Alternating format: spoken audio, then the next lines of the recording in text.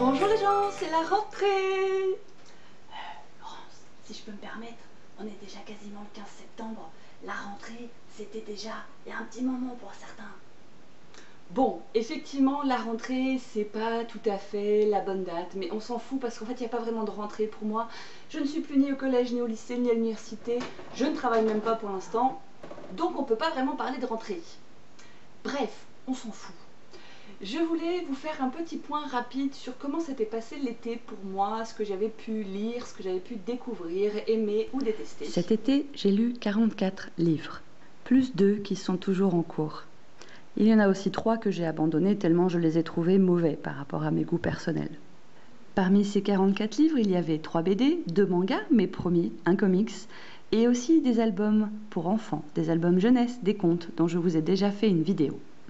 J'ai lu des livres vraiment très bien écrits, comme Pars avec lui d'Agnès Ledig, qui était le deuxième de cet auteur que je découvrais et que j'ai vraiment trouvé génial. C'était plein de poésie, plein de douceur et je me suis régalée. J'ai vraiment envie de découvrir d'autres livres d'elle. Donc Agnès, si tu m'entends, écris autre chose, écris des nouveautés s'il te plaît. Sors un livre en 2016. J'ai aussi adoré la lecture d'une non-fiction d'un témoignage qui s'appelle 3096 jours de Natacha Kampusch, qui est en fait le témoignage d'une jeune femme qui a été enfermée pendant des années et des années. Mais très loin du témoignage victime, nous sommes face à quelqu'un qui a été très objectif et qui a expliqué la relation assez particulière qu'il pouvait se créer avec un bourreau, mais ce tout en objectivité, loin du syndrome dont on parle assez souvent, et j'ai vraiment apprécié cette lecture. Et surtout, gros coup de cœur pour le seul et unique Yvan, qui est un livre qui parle de la condition animale, qui parle de ce gorille enfermé dans un centre commercial pour le bon vouloir des humains et qui nous fait découvrir un petit peu l'envers du décor. Et moi qui suis très impliquée dans la protection animale, j'ai tout simplement adoré et je le conseille vivement. Le seul et unique Yvan, c'est un roman jeunesse, il se lit tout seul et si vous avez envie d'ouvrir un petit peu les yeux sur ce qu'on peut faire subir aux animaux dans les cirques, dans les zoos, etc., je vous le conseille. C'est écrit à l'intention des enfants, mais la simplicité du vocabulaire fait que ce livre est extrêmement brutal aussi et c'est pour ça que je le conseille. C'est un livre coup de cœur, coup de poing en ce qui me concerne. Mais l'été n'aurait pas été l'été sans un livre tout pourri qui est Promise, la saga Promise. Une grosse boue, je mets des yeux moches partout, une grosse déception dans ce livre. C'est une saga, j'avais lu le premier tome en juin ou en juillet, je ne sais plus. J'avais trouvé ça sans plus, mais quand même avec assez d'intérêt dans les dernières pages pour me lancer dans la suite. J'ai lu le deuxième avec énormément de difficultés, j'ai jamais autant soufflé pour terminer un livre, mais je voulais quand même voir où ça pouvait nous mener, et à mes yeux, ça ne mène nulle part. J'ai donc abandonné la saga et je ne lirai pas le troisième tome. Il y a suffisamment de bons livres, ou en tout cas de livres à découvrir, pour, en ce qui me concerne, ne pas perdre de temps sur des ouvrages qui ne m'intéressent pas. Voilà, ça a été ma grosse déception parce que ça faisait longtemps que j'avais pas fait de saga, vous le savez, j'en lis très peu. Bonjour le chat. Et c'était l'occasion, mais non, ça l'a vraiment pas fait. J'ai aussi eu l'occasion de faire quelques swaps que vous n'avez pas forcément vus en vidéo, mais je vous en montre l'essentiel. Donc comme je vous le disais, j'ai aussi participé à plusieurs swaps pendant l'été. Un mini swap wishlist qui était un petit colis, on ne connaissait pas son expéditeur et on ne connaissait pas la personne à qui on envoyait non plus. Et j'ai eu des choses absolument trop mignonnes, comme par exemple ce petit marque-page fait main. J'espère que vous le verrez bien. En fait, on dirait une bretelle, c'est super mignon. Il y a des petites breloques au bout, c'est en tissu, c'est fait main par ma binôme et j'ai trouvé ça super mignon. J'ai eu celui-ci et j'ai eu également un magnifique porte-clés que vous pouvez voir là, qui a été aussi fait main en pâte Fimo. J'adore les couleurs. Alors le thème en fait c'était les fleurs, le pouvoir des fleurs, Et franchement, je suis tombée sur une binôme extraordinaire. Et j'ai aussi eu un gros swap que je n'ai pas pu vous filmer, mais vous allez découvrir. Regardez ça! C'était un swap cinéma-télévision. Et en fait, j'ai pu rencontrer ma binôme parce qu'elle était de Lyon aussi. Du coup, on a échangé nos swaps en direct et c'était une après-midi géniale. On ne se connaissait pas du tout. On a passé 3 heures ensemble. Elle m'a pourri gâtée. J'ai eu plein de livres en fait qui sont venus s'ajouter à ma monstrueuse palle qui est ici, dans laquelle vous pouvez retrouver plein de livres de cinéma, Entre les murs, Shutter Island et plein d'autres qui sont en cours de lecture. Le tombeau des Lucioles aussi également qui est par là-haut.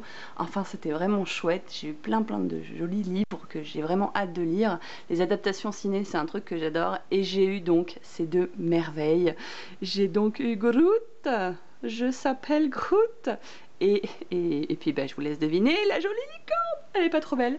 Et donc ça va magnifiquement bien dans ma bibliothèque que j'ai pris le temps de mettre à jour. J'ai rentré tous mes livres dans Livre Addict et croyez-moi qu'il y avait du taf parce que j'ai beaucoup de livres qui sont des livres de développement personnel donc qui n'existaient pas. Mais maintenant je suis tout comme il faut, donc je suis contente. En parlant d'ailleurs de swap, j'ai lancé un gros swap. Les inscriptions sont possibles encore jusqu'au 30 septembre. Il s'agit du Big Swap Bonheur et Papeterie que vous pouvez retrouver sur Livre Addict. Je vous mettrai le lien en barre d'infos si vous voulez aller voir. Il s'agit d'un gros swap avec beaucoup de livres, pas mal de papeterie. Ça dure 6 mois, puisque là c'est les inscriptions en ce moment, mais en fait les colis ne seront envoyés qu'en mars, je crois, de mémoire. Donc voilà, le temps de se préparer, de laisser passer un peu les fêtes. Si ça vous tente, si vous avez envie de vous lancer dans l'aventure, venez nous rejoindre parce que franchement, moi les swaps, personnellement, je ne peux plus m'en passer.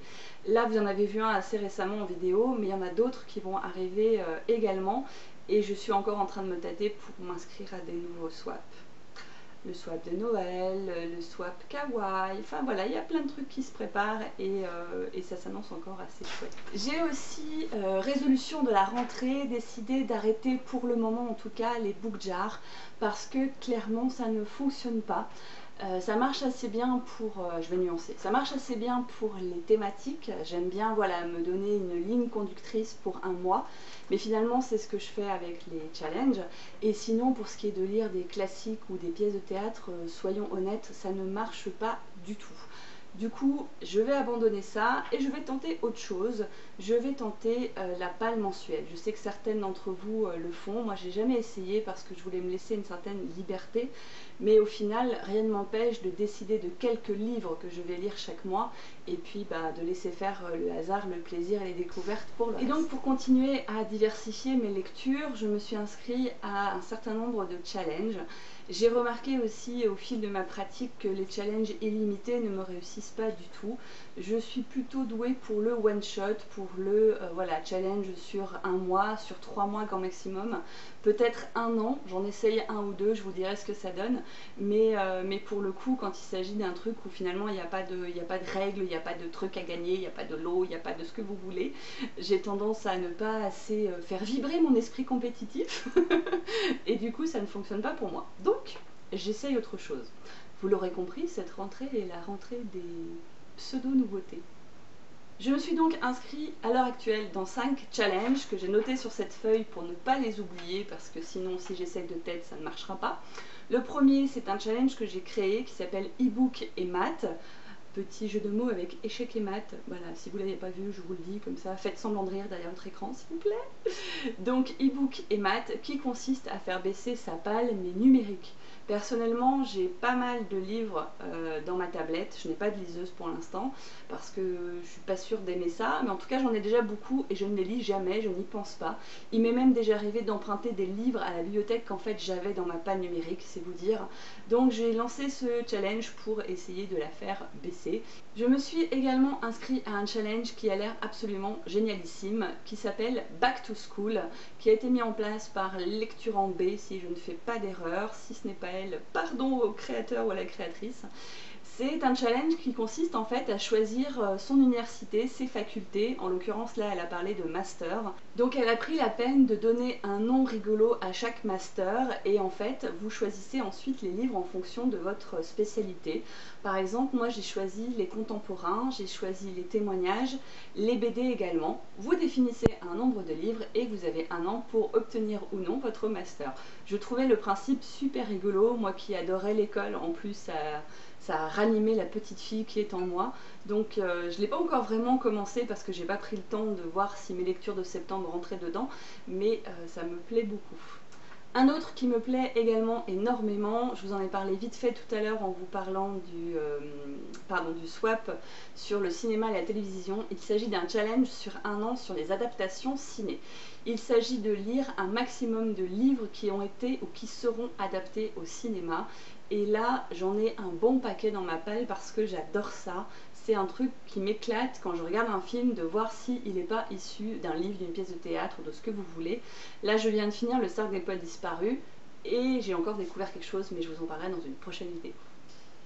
Quatrième petit challenge fort sympathique, je vous mettrai le lien aussi, c'est Si j'étais un livre, une sorte de portrait chinois mais pour vous amener à diversifier vos lectures. Donc si j'étais un livre contemporain, si j'étais un livre de plus de 500 pages, si j'étais une BD, si j'étais une couverture bleue, si j'étais une nouveauté de l'année 2015, etc. Voilà, il y a plein de possibilités. Il y a 33 consignes en tout. Vous pouvez choisir d'en faire certaines ou de les faire toutes. Encore une fois, le but c'est de se faire plaisir, mais j'ai trouvé l'idée super originale, donc je me suis inscrite. Et enfin, le dernier est un petit peu plus difficile pour moi, parce que c'est quelque chose auquel je ne prête pas attention, donc je me suis inscrite à ce challenge pour y prêter attention. C'est le challenge auteur et nationalité, qui regroupe un peu le challenge du tour du monde qui était sur plusieurs années. Là il s'agit sur un an d'essayer de lire un certain nombre d'auteurs que vous ne connaissez pas, qui sont dans des pays que vous ne visitez pas. Et donc j'ai décidé de m'orienter sur des auteurs d'Amérique latine et sur des auteurs d'Afrique, parce que quand sur Livre Addict je regarde ma carte du monde des livres lus, autant vous dire que ces deux continents sont quasiment vides. Donc si vous avez des conseils d'auteurs d'Amérique latine, de façon générale, Amérique centrale, Amérique du Sud, Amérique latine, ou des auteurs africains, n'hésitez pas à me laisser des idées de lecture en commentaire.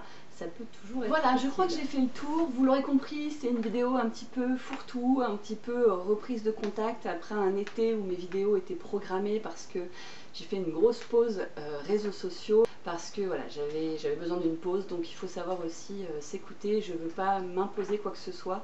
YouTube, ça reste un plaisir, cette chaîne, ça reste un plaisir.